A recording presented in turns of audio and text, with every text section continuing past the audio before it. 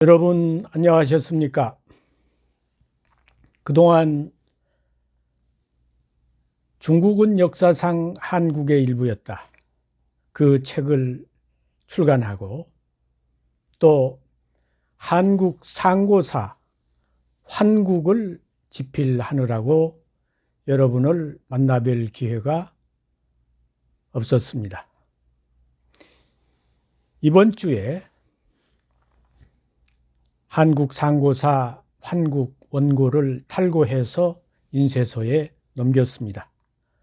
아마 금년 연말이면 그 책이 나오게 되겠습니다. 이제 여러분과 또 자주 뵙는 그런 기회를 갖고자 합니다.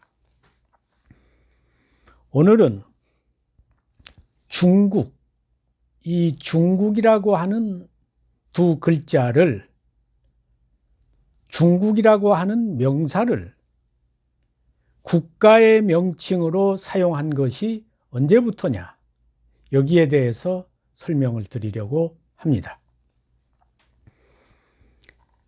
중국이란 말이 최초로 나타나는 것은 서주시대 청동기에 나옵니다.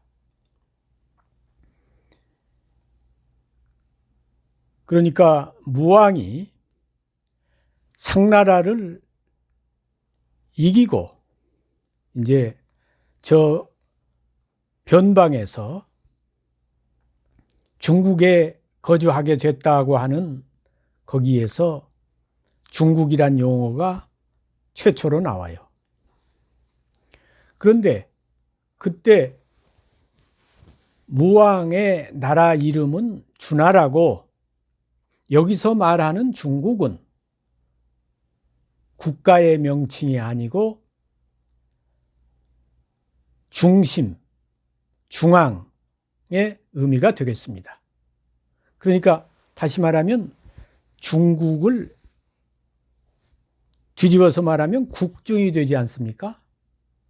그러니까 서주가 저 서백, 서쪽 변방 국가였다가 그 중국에 와서 거주하게 됐다, 이 말은 그 주나라가 이제 국가의 중앙에 와서, 국가의 중심에 와서 거주하게 됐다, 그런 뜻으로 중국을 썼습니다. 그러니까 여기 청동기에 나타나는 중국은 국가의 이름이 아니고 중심이다, 중앙이다, 이런 뜻이 있는 것입니다. 그리고 그 뒤에 이제 문헌상의 서경, 이제 상서라고도 하지요. 상서에도 중국이란 말이 나오고 또 시경에도 중국이란 말이 나옵니다. 그러나 시경이나 서경이나 다 아까 그 청동기 명문에서와 같이 국가의 중앙이란 의미로 쓰였고 그 나라의 중심이란 의미로 쓰였고 국가의 명칭으로 쓰이지는 않았습니다. 국가의 명칭은 따로 있었으니까요. 그러다가 이제 이 전국 시대, 춘추 전국 시대에 와가지고는 그 나라의 수도, 도성이나 또는 황제가 거주하는 곳을 가리켜서 중국이라 그랬습니다.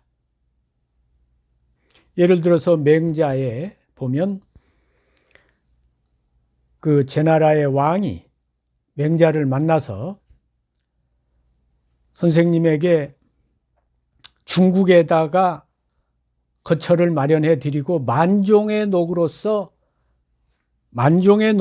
대우해 가지고 국가의 스승으로 모시겠다, 그런 내용이 나오거든요. 그런데 거기에서 중국은 서울을 말하는 겁니다. 맹자를 저 서울에다가 이 좋은 집을 마련해서 거기서 거처하도록 이렇게 배려를 하고 아주 후한 녹으로서 대우를 하겠다, 이런 의미니까 맹자에 나오는 그 중국은 국가의 이름이 아니고 그 나라의 수도 서울을 말하는 겁니다. 그리고 그 뒤에는 이제 이 또 황제가 거주하는 곳을 중국이라 그랬어요. 그러니까 지역은 관계없이, 예를 들어서 송나라 같은 경우 처음에는 하남성 개봉 쪽에 수도를 했다가 나중에 밀려가지고 항주에 가서 수도를 했잖아요. 그러면 항주는 중심이 아니죠. 중앙이 아니죠. 저 남쪽 변방이지. 그런데 황제가 계시는 곳이기 때문에 거기를 중국이라 했습니다. 그러니까 중국은 중앙의 의미가 있고 또 서울의 도성의 의미가 있고 황제나 왕이 거주하는 그런 의미로 중국이란 용어를 썼어요. 그리고 또 하나는 문화적 의미입니다. 예를 들어서 중화라고 할 때 중국이라고도 하죠. 중국의 다른 표현이 중화인데 그 중화라고 할 때의 그 중국은 이제 동서남북의 각기 다른 민족들이 있지 않습니까? 이제 동쪽에 있는 민족은 동이족, 서융족, 남만족, 북적족, 그리고 중국의 화족. 그래서 중화, 동이, 서융, 남만, 북적 이렇게 말하는 거죠. 그때의 중화, 그때의 중국은 문화적 개념입니다. 그러니까 문화적으로 그 중원에 거주하는 그 중원 문화다, 중원의 화족의 문화다고 하는 그런 문화적 개념이지 역시 국가의 명칭이 아닙니다. 그러니까 동이 그러면 그것은 문화적 개념이에요. 동방에 사는 이족들을 가리키는 말이지 동이가 국가의 명칭이 아니지 않습니까? 이제 동이족 가운데 여러 국가들이 있었죠. 그러니까 역사적으로 보면 중국이란 용어는 그 나라의 가운데다 또는 그 나라의 수도 또는 그런 문화적 개념으로서 중화의 개념으로서 쓰였지 이것이 국가의 명칭으로 쓰인 일은 최소한 100년 이전에는 없었습니다. 그러니까 예를 들어서 여진족이 세운 청나라는 나라 이름이 청이죠. 그러면 청나라가 자기들을 가리켜서 중국이라고 할 때에는 우리가 이제 이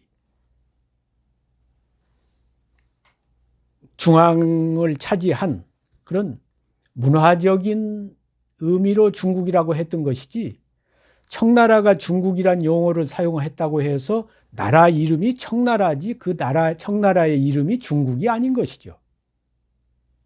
가령 명나라 그러면 나라 이름은 명나라고 명나라가 우리 중국이 이런 식으로 표현을 했다면 그것은 중국이 황제의 나라로서 문화적인 국가라고 하는 그런 개념으로 문화적인 개념으로 황제가 거주하는 곳이라는 그런 개념으로 쓴 거지 국가의 명칭은 아니라는 겁니다. 그러니까 역사적으로 쭉 보면 하은주 이게 다 국가 이름 아닙니까? 그 다음에 진한당, 송원, 명청, 요금 이런 게 다 국가의 이름이에요. 그 국가의 이름은 별도로 있고 이들이 이제 자기들을 가리켜서 중국이라고 할 경우에는 우리가 황제의 나라다. 중원을 차지한 황제의 나라다. 그런 뜻으로 쓴 거지 중국이 국가의 명칭은 아니었다는 겁니다. 그러면 이제 중국이라고 하는 이런 것이 국가의 이름으로 등장하기 시작한 것은 언제부터냐? 100년 전 청나라 때까지는 나라 이름이 중국이 아니고 청이고 명이고 당이고 한이고 그렇잖아요. 그런데 이제 손문이 신해 혁명을 통해서 중화민국이라고 하는 그런 용어를 사용했습니다. 그러나 이것도 역시 문화적인 개념이었어요. 왜냐하면 그때의 손문이 정식으로 국가를 건국했다고 보기도 어렵고, 그 뒤에는 이제 장개석이 대만으로 와가지고 역시 중화민국이라고 하는 용어를 썼습니다만, 대만이라고 하는 국가의 명칭이 따로 있지 않습니까? 그러니까 대만에서 중화민국이라고 하는 것은 역시 문화적인 개념이고, 대만의 그 공식 명칭은 대만인 거죠. 그런데 이제 이 중국이라고 하는 이 용어를 국가의 국명으로 사용한 것은 1949년 이후입니다. 그러니까 70년 좌우가 되는 것이죠. 중국이란 용어를 국가의 명칭으로 사용한 것은 중국 공산당이 이제 그 중국을 지배하면서 중화인민공화국이라고 하는 그런 명칭을 썼습니다. 그런데 당연히 그 역사적인 그런 준례에 따르면 국가의 명칭이 따로 있어야 되는데, 국가의 명칭을 따로 정하지 않고 그냥 중국이라고 하는 용어를 국가의 명칭으로 사용하기 시작한 겁니다. 그러니까 이 중국이 우리가 지금 아주 잘못 알고 있는 거예요. 수천 년 전부터 중국이란 명칭이 계속 이 중국에 있어 온 걸로 알고 있는데, 100년 전까지는 중국이라고 하는 이 나라 이름은 없었고, 중국은 그 나라의 가운데다, 도성이다, 황제가 사는 서울이다, 또 아주 동서남북 변방에 비해서 이 문화적인 그런 중화의 나라 국가다, 이런 의미로 썼지, 중국을 국가의 이름으로 사용한 것은 70년 좌우밖에 안 된다 이겁니다. 그러면 이제 중국 공산당이 중국이란 명칭을 국가의 명칭으로 사용하고 있는데, 그러면 지금 모택동이 공산주의를 받아들여서 그 공산주의 이념으로 중국을 통치했습니다. 그러니까 중국의 이 4,000년, 5,000년 동안 지배 사상은 공산주의가 아니죠. 공산주의는 서구에서 새로 발생한 사상입니다. 중국의 전통 사상은 유교, 불교, 도교죠. 특히 이 정치를 지배한 사상은, 중국인의 정신을 지배한 사상은 유교, 불교고, 특히 정치를 지배한 사상은 공자의 유교 사상입니다. 그런데 모택동은 공산주의를 받아들여 가지고 그 유교가 숭상하는 주공과 공자를 배척했습니다. 그 소위 여러분들 잘 아시는 바와 같이 비림 비공 운동이 그거 아닙니까? 그러니까 지금 이 중국의 공산당은 중국의 전통 사상을 계승하지 않았다. 또 문화적으로 보더라도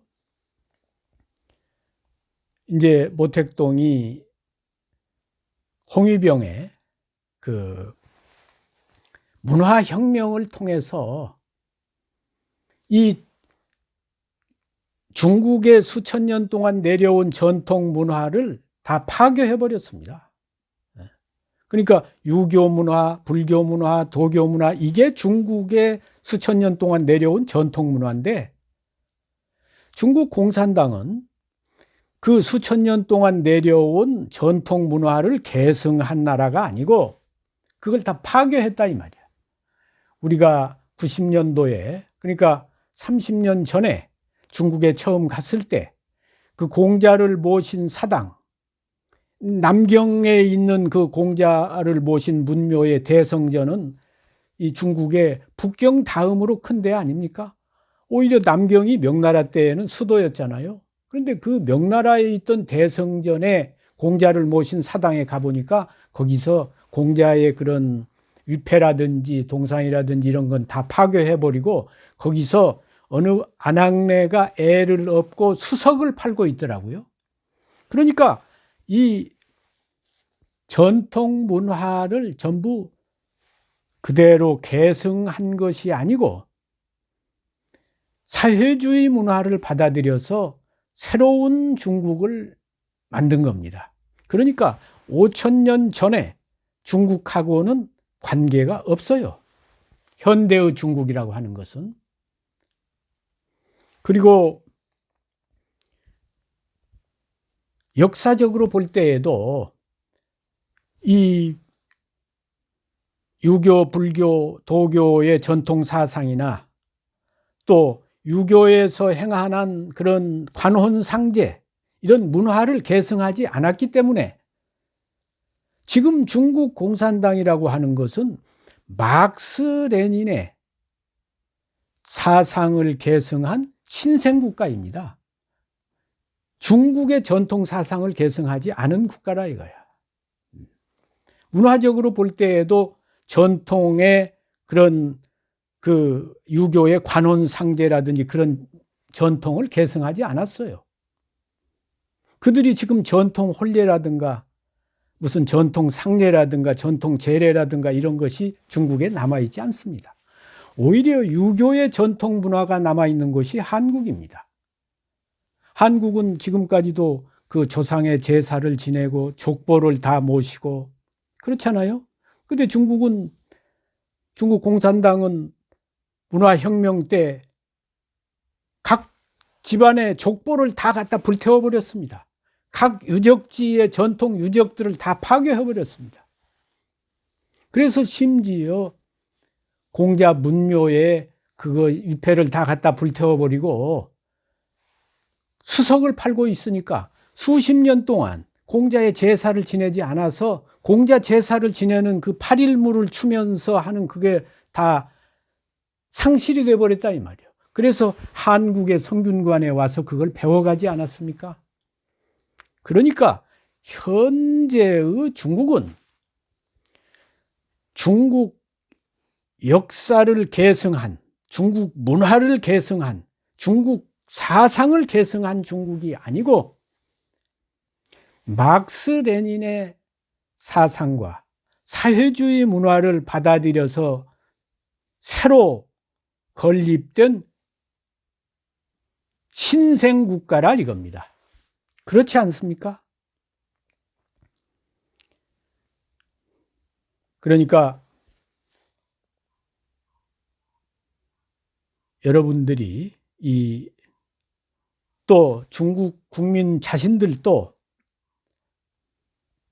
이 중국이란 명사가 수천 년 동안 국가의 명칭으로 사용된 일이 없다. 지금 현재의 중국은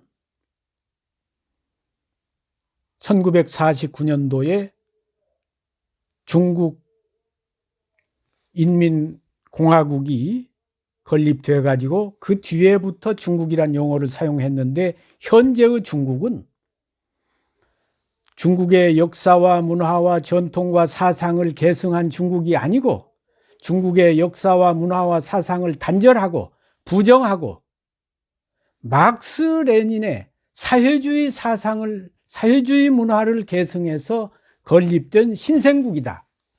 이것을 중국인이나 한국인이나 세계가 제대로 알아야 할 필요가 있다고 생각을 해서 오늘은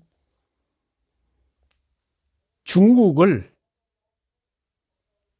국가의 명칭으로 사용한 것이 언제부터인가에 대해서 여러분에게 말씀드렸습니다. 감사합니다.